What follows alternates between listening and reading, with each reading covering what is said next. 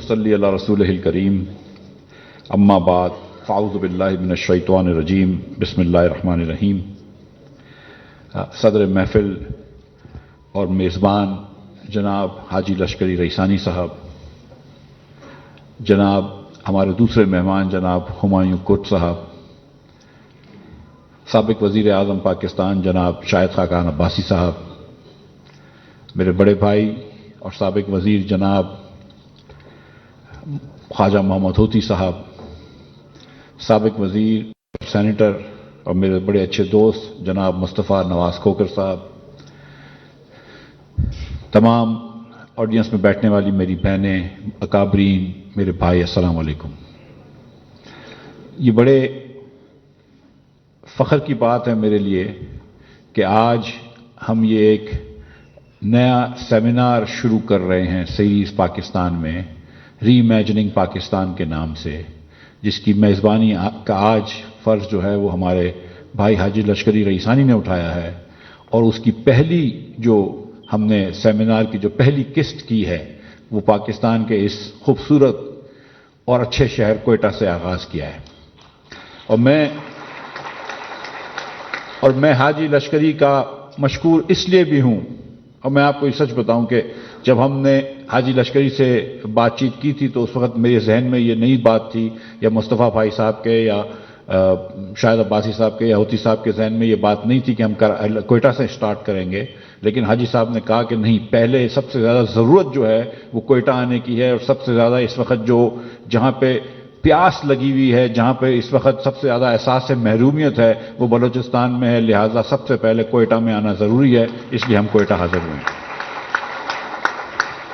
मगर आप लोगों की मेज़बानी से, आप लोगों की मोहब्बतों का बहुत शुक्रिया, और मुझे उम्मीद है कि इंशाअल्लाह ताला जो आज आपने बातें की हैं उससे पाकिस्तान को फ़ायदा होगा। ये जो सेमिनार है जिसमें हम पाकिस्तान का तसव्वुर नौ कर रहे हैं, एक मरतबा फिर से तसव्वुर कर रहे हैं, उसकी ज़रूरत इसलिए पड़ी है कि पाकिस्तान जो है वो ज़्यादातर पाकिस्तानियों के लिए कारामद नहीं हो रहा। पाकिस्तान एक बेहतरीन मुल्क है, लेकिन ये पाकिस्तानियों के लिए इस वक्त मुफीद नहीं रहा ज़्यादातर। तो हमको इसकी फिर से एक मरतबा तसव्वुर करना पड़ेगा कि कैसे हम उस पाकिस्तान को बनाएं जो पाकिस्तान हम सब के लिए अच्छा हो, जिस पाकिस्तान जो रियासत है वो हमारी माँ की तरह हो, वो पाकिस्तान हमारी माँ की तरह हो। तो वो रियासत बनानी है हमको पाकिस्तान में, और यहां कोई बाहर से लोग नहीं आएगा। तो अगर पाकिस्तान को अच्छा बनाना है तो हम पाकिस्तानी ही अच्छा बनाएंगे। अगर पाकिस्तान का नया तसव्वुर लेकर आना है, तसव्वुर नौ करना है इस मुल्क का, इस रियासत का, तो वो हम ही करेंगे इंशाअल्लाह। और आज कोयटा से इस चीज का आगाज होगा इंशाअल्लाह। मैं ये बात कहना चाहता हूं कि इस वक्त पाकिस्तान में काफी माशी दुश्वारियां हैं, ये आप सब जानते हैं। और थोड़ी सी अगर इसकी इजाजत मुझे दे दें कि जो हम मुशर्रफ साहब के ज़माने में अमेरिका के वॉर ऑन टेरर में शामिल हमें किया गया था, तो काफ़ी मगरबी ममालिक ने हमारा कुछ कर्ज कम कर दिया था, लेकिन फिर भी उस वक्त हमारे ऊपर 3100 अरब रुपए का कर्जा था पाकिस्तानियों के ऊपर।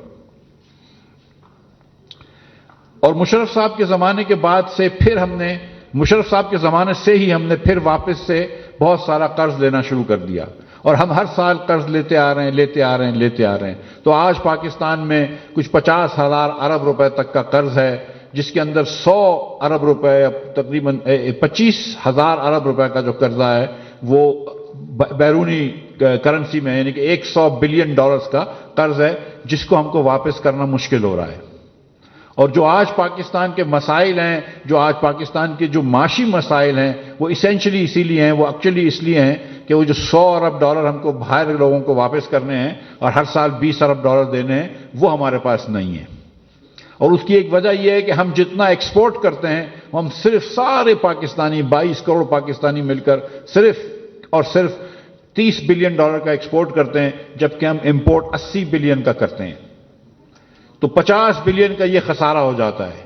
لیکن پھر اللہ کے شکر سے جو پاکستانی ہمارے پاکستانی بھائی اور بہن باہر رہتے ہیں اور جو محنت کرتے ہیں اور ہم کو پیسے بھیجتے ہیں تو 30 بلین وہ بھیج دیتے ہیں، تو پھر 20 بلین کا خسارہ رہ جاتا ہے۔ پچھلے سال عمران خان صاحب 18 بلین کا خسارہ چھوڑ کے گئے تھے، اب ہم نے خسارہ کم کیا ہے، مگر اس خسارے کے علاوہ ہم کو 20 بلین دنیا کو واپس بھی کرنے ہیں، اور کیونکہ ہمارے پاس پیسے نہیں ہوتے تو ہم یہاں سے پیسے لے کے وہاں دے دیتے ہیں، ایک ملک سے پیسے لے کے دوسرے ملک کو دے دیتے ہیں، ایک ادارے سے پیسے لے کے دوسرے اداروں کو دے دیتے ہیں، عام فہم میں اس کو ہم جس ٹوپی گھما رہے ہوتے ہیں۔ تو یہ اب ایسا وقت آ گیا ہے کہ جہاں پہ پاکستان کو ایک قوم بن کر، ایک ذمہ دار قوم بن کر، ایک عزت دار قوم بن کر اب ہم کو کہنا پڑے گا کہ بس اب ہم جو ہے وہ ہمارے وزرائے اعظم اور دیگر اکابرین جو ہیں وہ روز جو ہے وہ سعودی عرب نہ جائیں یا یو اے ای نہ جائیں یا آئی ایم ایف نہ جائیں، بلکہ ہم کوشش کریں کہ ہم اپنے پیروں پہ کھڑے رہ سکیں، اور وہ پیروں پہ کھڑے رہنے کے لیے بھی پاکستان کی نئی تصور کرنا پڑے گا، اور اس پیروں پہ کھڑے رہنے کے لیے اگر پاکستان کو پیروں پہ کھڑا کرنا ہے تو ہر پاکستانی کو اپنے پیر پہ کھڑا کرنا پڑے گا۔ اگر ہر پاکستانی اپنے پیر پہ کھڑا ہوگا تو پاکستان خود بخود پیر پہ کھڑا ہوگا۔ تو یہ ہمیں سوچنا ضروری ہے کہ ہم پاکستان کو کس طرح اپنے پیروں پہ کھڑا کر سکتے ہیں، یہ سوچنا ہمیں ضروری ہے کہ ہم پاکستان کی کس طرح ایسا تصور کر سکتے ہیں پاکستان کا کہ جس کے اندر ہم جو چاہیں وہ کر سکیں۔ دیکھیں ایک بات یاد رکھیں کہ جو چیز ہم سوچ نہیں سکتے وہ ہم کر نہیں سکتے، تو جو بھی ارادہ کریں گے وہ پہلے آپ کو سوچنا پڑے گا۔ تو اگر پاکستان کے اندر آدھے بچے جو اسکول جاتے ہوں وہ اسکول نہیں جا رہے ہوں، یعنی کہ آدھے بچے 16 عمر سے کم کے اسکول میں نہیں ہوں، تو کیا اگلی جنریشن پڑھی لکھی ہو سکتی ہے؟ نہیں ہو سکتی ہے۔ تو پہلی چیز ہم کو یہ تصور کرنی پڑے گی کہ ہمارے نئے پاکستان میں، نئے تصور شدہ پاکستان میں ہر بچہ اسکول میں جا رہا ہو، یہ بات تو تصور کرنی پڑے گی۔ اگر یہ تصور نہیں کر سکتے تو پھر ہم کیسے آگے بڑھیں گے اگر ہر بچے کو ہم نہیں پڑھا سکیں گے؟ لیکن ایک بات میں آپ کو اور بھی بتا دوں کہ جس بچے نے رات کو روٹی نہیں کھائی ہو اس کو آپ صبح تعلیم نہیں دے سکتے۔ جس بچے نے رات کو بھوکا سویا ہو وہ صبح آپ پڑھ نہیں سکتا، تو رات کو اس کو روٹی دینا ضروری ہے، جس کے لیے اس کے والد کو یا والدین کو دونوں کو نوکری دینا ضروری ہے، اس لیے اس ملک میں روزگار ہونا ضروری ہے۔ تو یہ بھی تصور کرنا ہوگا کہ ہمیں وہ پاکستان چاہیے جہاں پہ ہر آدمی کو، ہر عورت کو جس کو نوکری کرنی ہے نوکری ملتی ہو۔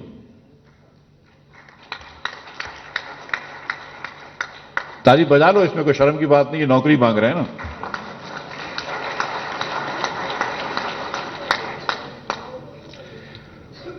اب میں ایک چھوٹی سی بات کروں گا یہاں پر۔ آج ہمارے بہت سارے بھائیوں نے بات کری ہے کہ وفاق سے پیسے نہیں مل رہے وغیرہ وغیرہ، این ایف سی ایوارڈ کا۔ اس سال این ایف سی ایوارڈ سے بلوچستان کو شاید 400 ارب روپے ملیں گے، شاید نہیں، مجھے پتا ہے انفیکٹ کہ 400 ارب روپے ملیں گے تقریباً۔ سمجھ لیجیے کہ 500 ارب روپے مل رہے ہوتے تو کیا یہاں آپ ایمانداری سے دل پہ ہاتھ رکھ کے کہیے کہ تعلیم اچھی ہو جاتی؟ کیا پیسوں کا ہی صرف مسئلہ ہے؟ بلوچستان حکومت جو ہے وہ ڈبل پیسے خرچ کرتی ہے کمپیئر ٹو پنجاب، اور 1.5 گنا پیسے خرچ کرتی ہے کمپیئر ٹو کے پی اور سندھ ایجوکیٹ کرنے میں۔ لیکن جو رفیع اللہ کاکڑ نے کہا کہ 80% اسکولیں بند پڑی ہے کیونکہ وہ ایم پی ایز نے اپنے علاقوں میں بنوا دی ٹھیکیداروں سے مل کر۔ تو اگر آپ کو تعلیم اچھی کرنی ہے تو صرف یہ نہیں کہ وفاق آپ کو پیسے دے، اس کے اندر اسکول کے اندر بچوں کو بھیجنا ہے، ٹیچروں کو بھیجنا ہے اور ان کو پڑھوانا بھی ہے، یہ بات بھی کرنا ضروری ہے۔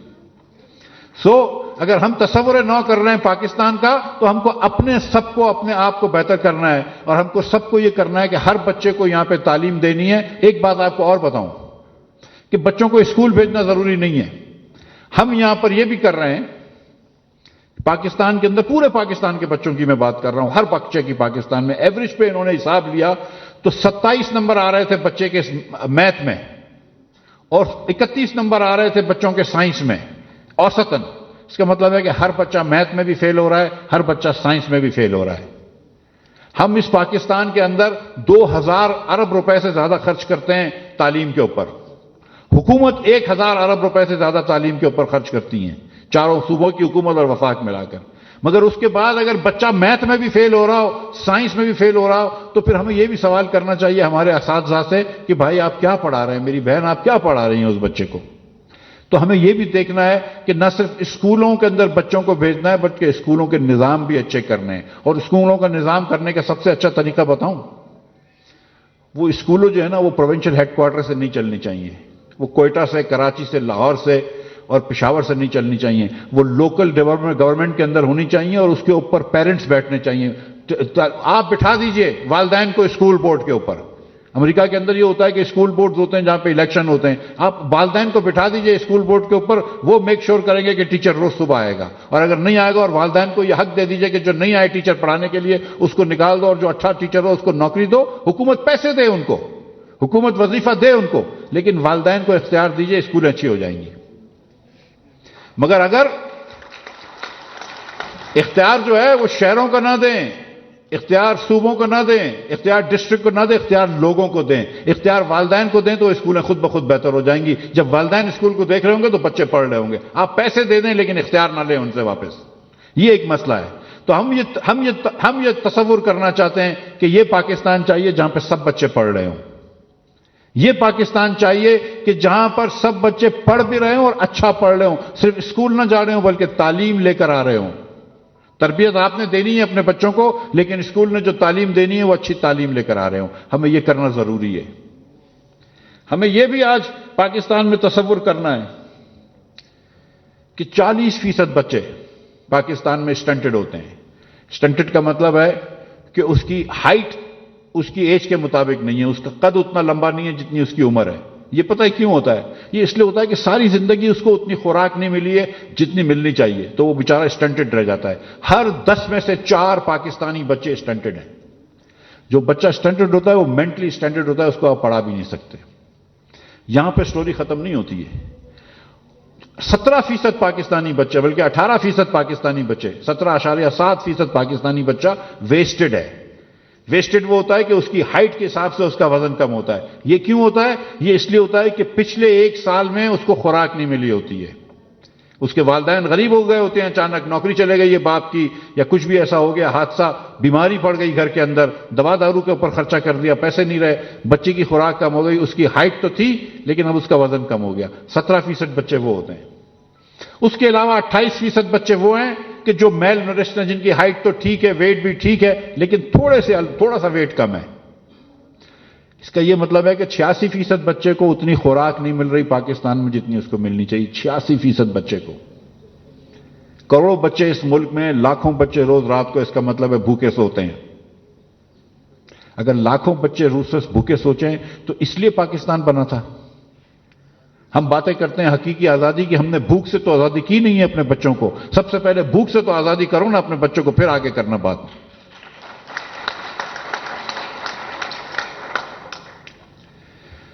تو وہ بچے کو آپ نہیں پڑھا سکتے۔ اور یہ ایک وجہ کیوں ہوتی ہے؟ یہ کیوں ہوتی ہے ایک وجہ کہ بچے اتنے اسٹنٹڈ نکلتے ہیں پاکستان میں؟ کیونکہ ہماری بہنیں، 42% پاکستانی خواتین، ہماری بہنیں 15 سے لے کر 50 سال تک کی عمر کی، ان کے اندر آئرن کی ڈیفیشنسی ہے، آئرن کی کمی ہوتی ہے، جو ایک آدھ گولی سے ٹھیک ہو سکتی ہے، تھوڑی سی دوائی سے ٹھیک ہو سکتی ہے، تھوڑے گوشت سے ٹھیک ہو سکتی ہے، چقندر سے ٹھیک ہو سکتی ہے۔ جس خاتون کے اندر آئرن کی کمی ہوگی اس کا بچہ جو ہے وہ انڈر ویٹ ہوگا، اور وہ انڈر ویٹ ہوگا تو وہ اسٹنٹڈ ہو جاتا ہے۔ یہ چھوٹی چھوٹی چیزیں اگر ہم صحیح کر لیں اپنے ملک کی تو ہم یہاں پر تعلیم اچھی کر سکتے ہیں۔ لیکن اگر اس بچے کو خوراک نہیں ملی ہے، اس کی ماں کو خوراک نہیں ملی ہے، تو بچہ کیسے خوشحال رہے گا؟ اس کی ماں کیسے خوشحال ہوگی؟ اور یہ سب کرنے کے لیے اس کی روزگار کی ضرورت ہے۔ تو ہم کو یہ بھی اس چیز کی بھی ہم کو تصور کرنا ہوگا کہ اس پاکستان کے اندر جس آدمی کو یا جس عورت کو نوکری چاہیے یا روزگار چاہیے، اس کو روزگار برآمد ہو، اس کے لیے روزگار ہو۔ اور بے روزگاری میں آپ کو یقین دلا رہا ہوں کہ صرف بلوچستان کا مسئلہ نہیں ہے، یہ پورے پاکستان کا مسئلہ ہے، یہ آپ جانتے ہیں۔ یہاں پر تھوڑا زیادہ ایکیوٹ ہے، یہاں پر بہت زیادہ ایکیوٹ ہے، یہاں پر بہت زیادہ بے روزگاری ہے، لیکن پورے پاکستان میں بے روزگاری ہے۔ ہم کو سارے پاکستان کے غریب لوگوں کو، سارے پاکستان کے متوسط طبقے کے لوگوں کو، سارے پاکستانیوں کو روزگار دینا ہے۔ یہ پاکستان ہم کو تصور کرنا ہوگا، اور یہ کوئی اتنی بڑی بات نہیں ہے، پوری دنیا میں یہ ہو جاتا ہے۔ اگر بنگلہ دیش، جس کی آمدن ہم سے آدھی تھی بریک اپ کے وقت پہ، ہم سے آدھی سے بھی کم تھی، وہ آج ہم سے آگے نکل جاتا ہے۔ اگر ہندوستان ہم سے آگے نکل جاتا ہے، ویتنام اور پاکستان کا ایکسپورٹ ایک برابر تھا 1992 کے اندر، آج اس کا 300 ارب روپے کا ہے، ہمارا 30 ارب روپے کا ہے۔ اگر وہ سم کر سکتے ہیں، ہم کسی سے کمتر نہیں ہیں۔ ہم کو یہ کرنے والا بننا چاہیے، انشاءاللہ کر کے دکھائیں گے۔ تو ہم کو یہ تصور کرنا ہے کہ پاکستانی بچہ اسکول میں بھی جا رہا ہو، اس کی خوراک بھی ٹھیک ہو، اس کی ماں کی خوراک بھی ٹھیک ہو، اور اس کے باپ کے پاس اور اس کی ماں کے پاس اگر وہ نوکری چاہ رہے ہیں یا روزگار چاہ رہے ہیں تو روزگار بھی ہو، یہ ہم کو تصور کرنا ہے۔ پاکستان کے اندر آج 8 کروڑ لوگ مفلسی میں رہتے ہیں، غربت میں رہتے ہیں۔ یہ بھائیوں نے بات بھی کی ہے یہاں پر کہ $2 پر ڈے سے کم رہتے ہیں، 300 روپے پر روز سے آمدن سے کم رہتے ہیں، فیملی آف 6 کی 8 کروڑ لوگ ہیں، جس میں سے تقریباً 6.5-7 کروڑ لوگ جو ہیں وہ دیہاتوں میں رہتے ہیں، 1 سے 1.5 کروڑ لوگ جو ہیں شہروں میں رہتے ہیں۔ کیا وجہ ہے آج کہ ہر تیسرا پاکستانی غربت میں ہے؟ سیریسلی 75 سال اس ملک کی اللہ کی مہربانی سے آزادی کو ہو گئے، خود مختاری کو ہو گئے۔ اگر ہم 75 سال بعد بھی آج 1/3 پاکستانیوں کو غربت میں رکھے ہوئے ہیں تو پھر ہم پاکستان صحیح تو نہیں چلا رہے، پھر ہمیں کچھ نہ کچھ تو تبدیل کرنا پڑے گا نا۔ اور ایسی کیا وجہ ہے کہ ہم یہ نہیں کر پا رہے؟ ایسی کیا وجہ ہے؟ یہ ہندوستان ہمارے ساتھ بیٹھا ہے، ایسی کیا وجہ ہے کہ وہ 200, 400, 500, 600 ارب ڈالر کا ایکسپورٹ کر لیتا ہے، ہم نہیں کر سکتے؟ ایسی کیا وجہ ہے کہ بنگلہ دیش نے دسمبر کے مہینے میں 5.5 ارب ڈالر کا ایکسپورٹ کیا اور ہم نے صرف 2.25 ارب ڈالر کا ایکسپورٹ کیا؟ ایسی کیا وجہ ہے؟ ہم کو یہ دیکھنا ہے کہ ہم کس طرف جا رہے ہیں، کس روش پہ چل رہے ہیں۔ کیا ہمارے سیاسی لیڈران کہ دوسرے لیڈران کیا یہ سوچ بھی رکھتے ہیں، کہ سمجھ بھی رکھتے ہیں کہ کس طرح معاملات کو حل کرنا چاہیے؟ کوئی معاملات ہم حل کر سکتے ہیں پاکستان کے اندر؟ 60% پاکستانی جو ہے اس کی 35,000 روپے سے کم خاندانی انکم ہے۔ 60% پاکستانی ایسے ہیں جن کی 35,000 روپے سے انکم کم ہے خاندانی۔ اس کے گھر پہ اگر 17,000 روپے کا بجلی کا بل چلے جائے تو وہ بیچارہ کہاں سے دے گا؟ تو ہم کو یہ مسائل سالو کرنے، سب سے پہلے میں آپ کو یہ بتا رہا ہوں، اور میں اکانومسٹ ہوں تو میری سوچ زیادہ ہے۔ مصطفیٰ بھائی نے بات کی ہے انسانی حقوق کی، ہوتی صاحب نے بات کی ہے سیاست کی، اور ان کے بڑا طویل تجربہ ہے، شہبازی صاحب بھی بات کریں گے، حاجی صاحب بھی بات کریں گے۔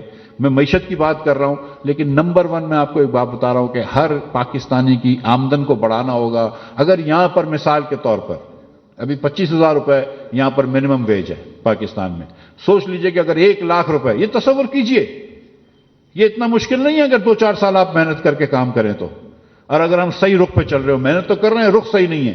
اگر ہر پاکستانی کی ایوریج منیمم انکم جو ہے، منیمم ویج 1,00,000 روپے ہو تو کتنے مسئلے حل ہو جاتے ہیں؟ مجھے خود بتائیے۔ آپ کو پتا ہے کہ جس والد کی انکم 1,00,000 روپے اس کے بچہ بھی پڑ جائے گا، اس کے گھر میں اجالا ہو جائے گا۔ میں روشنی کی بات نہیں کر رہا ہوں، اجالے کی بات کر رہا ہوں۔ جس کے گھر میں انکم نہیں ہوتی اس کے گھر میں اندھیرا ہوتا ہے، جس کے گھر میں انکم آ جاتی ہے اس کے گھر میں اجالا ہو جاتا ہے، کھانا بھی آ جائے گا، کھلونے بھی آ جائیں گے، کپڑے بھی آ جائیں گے، تعلیم بھی آ جائے گی، سب کچھ ہو جائے گا۔ تو یہ ایسا کیوں نہیں کرتے ہم؟ یہ کیوں ہم تصور نہیں کر سکتے کہ ہماری پولیس جو ہے وہ ہماری مدد کے لیے ہو؟ یہ ہم کیوں نہیں تصور کرتے کہ جو بیوروکریسی ہے یہ ہماری مدد کے لیے ہو، ہمارے کام کرنے کے لیے، ہماری مسائل حل کرنے کے لیے، ہماری مشکل حل کرنے کے لیے ہو؟ یہ ہوتا ہے نا دنیا میں، یہاں پہ کیوں نہیں تصور کرتے ہم اس کا؟ کریں اس کا تصور، اور پھر ڈیمانڈ کریں اور کریں گے۔ میں ابھی بتاؤں گا اس کو آپ کو کہ میں کیا سوچتا ہوں۔ ہم یہ کیوں تصور نہیں کرتے کہ ہمارے سیاستدان کمپیٹنٹ ہوں، کہ ان کو ایکچوئل کام آتا ہو، کہ جو وزیر بیٹھا ہو وزارت پہ اس کو وزارت کا کام آتا ہو؟ یہ کیوں نہیں تصور کرتے؟ دنیا میں ایسے ہوتے ہیں نا کہ وزیر جس وزارت محکمے کو دیکھ رہے ہوتے ہیں اس کو کام آ رہا ہوتا ہے، اس کو کام کرنے آتا ہے۔ تو ایسا کیوں نہیں ہم تصور کرتے کہ وزیروں کو وزارت کا کام آتا ہو؟ ایسا ہم کیوں نہیں تصور کرتے کہ جتنا پاکستانی، اتنا ہم اپنے آپ کو ایگریکلچر کنٹری کہتے ہیں، اور ہر سال پاکستان کی 55 لاکھ سے آبادی بڑھتی ہے، ہر سال پاکستان کی 55 لاکھ سے آبادی بڑھتی ہے، تقریباً 2.5 سال میں نیا بلوچستان آ جاتا ہے، آپ سمجھ لو۔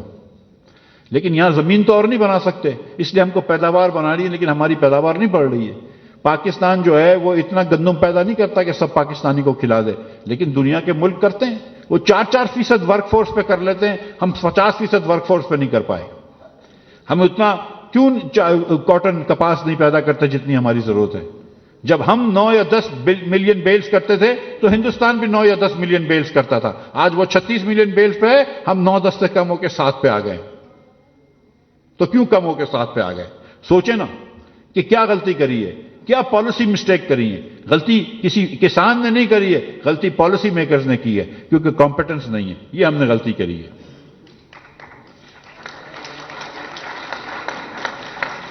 ہم کو یہ بھی تصور کرنا ہوگا کہ کوئی انسان بیمار تو سب ہوتا ہے، لیکن انسان اور اللہ شفا دینے والا ہے، لیکن انسان کی دسترس میں ہو آپریشن، انسان کی دسترس میں ہو کہ وہ اپنا کوئی علاج کرا سکے، وہ دوائی خرید سکے، آپریشن کرا سکے. وہ یہ نہ سوچے کہ اگر میں آپریشن کرا لوں گا اور شاید اپنی زندگی 5 سال بڑھا لوں گا، لیکن زندگی میں اپنے بیوی بچوں کو مقروض کر کے چلے جاؤں گا. ایسے لوگ ہوتے ہیں جو نہیں بتاتے گھروں میں کہ میں بیمار ہوں، کیونکہ ان کو پتا ہے کہ پیسے نہیں ہوتے. تو یہ کیوں نہیں سوچتے ہم کہ ہم ایسا پاکستان بنائیں کہ جس کے اندر سب کو صحت موجود ہو، ملتی ہو، صحت کے تمام مواقع موجود ہوں، ڈسٹرکٹوں میں ہسپتال ہوں، بیسک ہیلتھ کلینکس ہوں، دیگر سہولات ہوں. ایسا کیوں نہیں پاکستان سوچتے ہم؟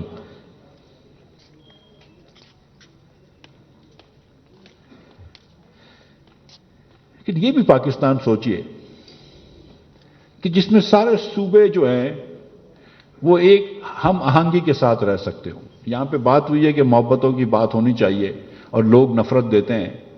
چلو میں کہتا ہوں کوئی اور نفرت بوتا ہے، لیکن اس کو پرورش تو ہم ہی کر رہے ہیں نا اپنے اندر.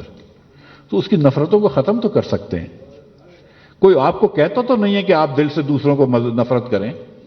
تو ہم تھوڑی سی ہم آہنگی تو بڑھا سکتے ہیں. جب پاکستان کی کرکٹ کی ٹیم جیتتی ہے اللہ کی مہربانی سے تو ہم سب خوش ہوتے ہیں. تو تھوڑی سی ہم آہنگی ہو سکتی ہے. وہ کہتے ہیں، میں آپ کو بتاؤں، اور میں اس میں کوئی اچھی بات ہے، نیشنلسٹ ہونا بڑی اچھی بات ہے. نیشنلسٹ ہونا کیا ہے؟ اپنا حق مانگنا ہے. اپنا حق مانگتا ہے نا آدمی کہ مجھے میرا حق دو، میرے لوگوں کو ان کا حق دو. اس میں کوئی بری بات نہیں ہے، یہ صحیح بات ہے. اور خاص طور پر ان لوگوں کو جن کو حق نہیں ملا ہو، جن کو احساس محرومیت ہو، ان کو حق مانگنا چاہیے. اس میں کوئی بری بات نہیں ہے. مگر ویسے ہم کو یہ بھی سوچنا چاہیے کہ ہم سب کو حق دلائیں، ہر غریب آدمی کو حق دلائیں. بھوک تو ہر بچے کو لگتی ہے نا، چاہے اس کی کوئی بھی ایتھنیسٹی ہو، کوئی بھی مذہب ہو، کوئی بھی فرقہ ہو، شیعہ ہو، سنی ہو، مسلمان ہو، کرسچن ہو، جو آپ نے بات کری تھی، احمدی ہو، کوئی بھی مذہب ہو، اس کا سب کو بھوک لگتی ہے. ہم کو یہ پاکستان بنانا ہے جس میں سب لوگ ایک دوسرے سے محبتیں کرتے ہوں. یہ پاکستان کی ہم کو تصور کرنا ہے جس میں نہ صرف سب لوگ ایک سے محبت کرتے ہوں ایک دوسرے سے، بلکہ سب لوگ ایک دوسرے کا حق مارنے کے لیے کوئی بھی تیار نہیں، اور سب سمجھ رہے ہوں کہ ہر غریب آدمی کو نوکری ملنی چاہیے، ہر بھوکے کو کھانا ملنا چاہیے، ہر بچے کو تعلیم آنی چاہیے. یہ بات پہ ہم کو شرمندگی ہونی چاہیے کہ ہر دنیا کے 10 جاہل بچوں میں سے ایک بچہ پاکستانی ہے. یہ نہیں ہونا چاہیے. ہم کو اس بات پہ فخر ہونا چاہیے کہ پاکستانی جا کر دنیا کے اندر بہترین کام کر رہے ہیں. ہم کو اس بات پہ فخر ہونا چاہیے کہ پاکستانی دنیا میں سائنس میں آگے بڑھ گئے. ہم پاکستان سے ایکسپورٹ زیادہ کر سکتے ہیں، ہم بہت ساری چیزیں کر سکتے ہیں. ہم اس بات پہ فخر کرنا چاہیے. ہم تو آپس میں اس وقت لڑ رہے ہیں. تو ہم کو اب میں یہ چاہ رہا ہوں جو آج جو سیمینار سیریز ہے اور ہم جو جگہ جگہ جا رہے ہیں، ہمارے پاس کوئی سلوشن نہیں ہے. مجھے نہیں پتا، میں آپ کو سچ بتا رہا ہوں کہ ہر پاکستانی بچے کو اسکول میں کیسے ڈالیں گے جبکہ صرف آدھے بچے اسکول میں ہیں. مجھے نہیں پتا کہ وہ 42% میری بہنیں جن کی آئرن ڈیفیشنسی ہے ان کو کیسے آئرن ڈیفیشنسی ختم کریں گے. مجھے یہ بھی نہیں پتا کہ ہر پاکستانی کو روزگار کیسے ملے گی. لیکن مجھے یہ پتا ہے کہ مجھے ادھر جانا ہے، اس پہاڑ کے اوپر مجھے ضرور چڑھنا ہے، مجھے یہ پتا ہے. اور ہم سب کو مل کر یہ ذمہ داری اب لینی ہے کہ ہم کس طرح کریں گے. شکایتیں ہم نے کر لی، لیکن اب ہم ان کو سنجیدہ سے سلوشنز بھی نکالنے ہیں. ہم کو ان مسائل کا حل نکالنا ہے کہ یہ جو ہمارے مسئلے ہیں ان کا کیا حل ہے. مطلب ان مسئلوں کا حل ہے، کیونکہ یہ نہ سوچیں کہ ان مسئلوں کا حل نہیں ہے، کیونکہ ہر ملک نے نکال لیا ہے. ہمارے خطے میں ہر ملک نے نکال لیا ہے. بنگلہ دیش نے ان مسئلوں کا حل نکالا ہے، ہندوستان نے ان ملکوں کو مسئلوں کا حل نکالا ہے، ویتنام نے ان مسئلوں کا حل نکالا ہے، اور تو بہت ملکوں نے اس مسئلوں کا حل نکالا ہے. ہم نے نہیں نکالا تو ہم کو اس مسئلے کا حل نکالنا ہے. آخری میں آپ کو ایک شمار یاد دے کر پھر جاؤں گا، آپ سے اجازت لوں گا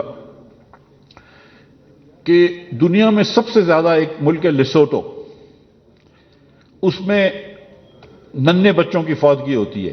ہر 1000 بچے جو پیدا ہوتے ہیں اس میں سے 44 بچے مر جاتے ہیں پہلے مہینے کی زندگی میں، اپنی زندگی کے پہلے مہینے میں 1000 میں سے 44 بچے مر جاتے ہیں. فن لینڈ میں 1، ایران میں 4، لیسوٹو میں 44 بچے مرتے ہیں. وہ دنیا کا خراب ترین ورس ترین ملک ہے. آپ کو پتا ہے دنیا کا دوسرا خراب ترین ملک پاکستان ہے. ہمارے ہاں 40 بچوں کی وفات ہو جاتی ہے پہلے مہینے کے اندر.